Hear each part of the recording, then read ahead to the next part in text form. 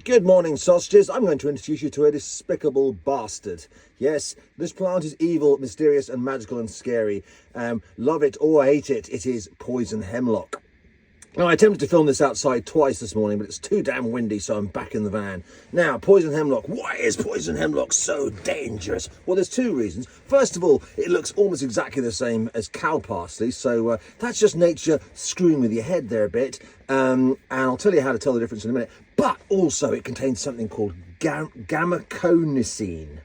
Gamma-conicine. Conicine, the barbarian, would have been more dangerous than Conan the Barbarian. Conicine, basically, it gets into your nervous system and it shuts down some of the connections and things start switching off and it goes a bit wrong and it shuts out. It can shut down your respiratory system, which means you can't breathe. And if you didn't know already, if you can't breathe, you'll die. And if you're not 100% sure of that, spend some time underwater and it will become abundantly clear fairly quickly.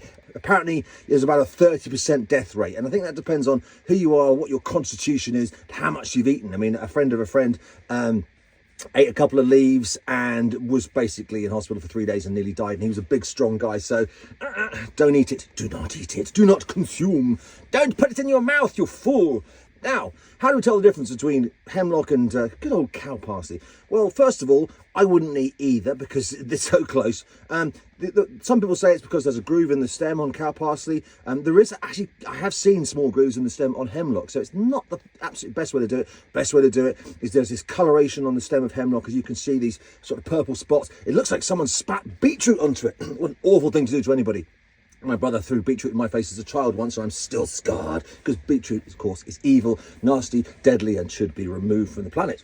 I digress. So basically, if you see anything that looks like cow parsley, the hemlock essentially has sort of a stronger, slightly firmer stem. I think the leaves are a little bit darker, a little bit more pointy, but really it's this coloration of the stem that's the differentiator. And you took spatty, purpley thing, run away, evil. But why has it got these colorations? Well, in religious mythology, it was to do with the mark of Cain. Cain killed his brother, and so God made him really ugly so no one would fancy him because he did something awful. Killing your brother, no one's going to shag you, which isn't really a fair punishment. You should really have turned him into a dung beetle, or maybe a condom. Yes, I'm going to make you a condom, and that's your life now for killing your brother. Also, apparently, it grew on Golgotha, which is the hill where Jesus Christ was crucified. And apparently, because Jesus was crucified there, it made the hemlock poisonous. I don't remember Jesus ever talking about that. You know, the parable of, if you hurt me, I'll make plants evil.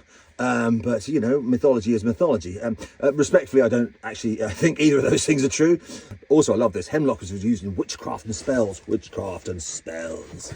That's the universal sort of sign language for witchcraft and spells. So apparently one of the spells that they use it for is to cleanse the genitals. Is that spells or is that smells? So this is the dirty cock spell. We will whack your genitals with hemlock and sing hemlock songs and take our clothes off and do bits with things with goats and dance around and sing the hemlock song, and your dirty cock shall become clean and yummy and delicious, and we could eat our dinner off it. Could be an overshare.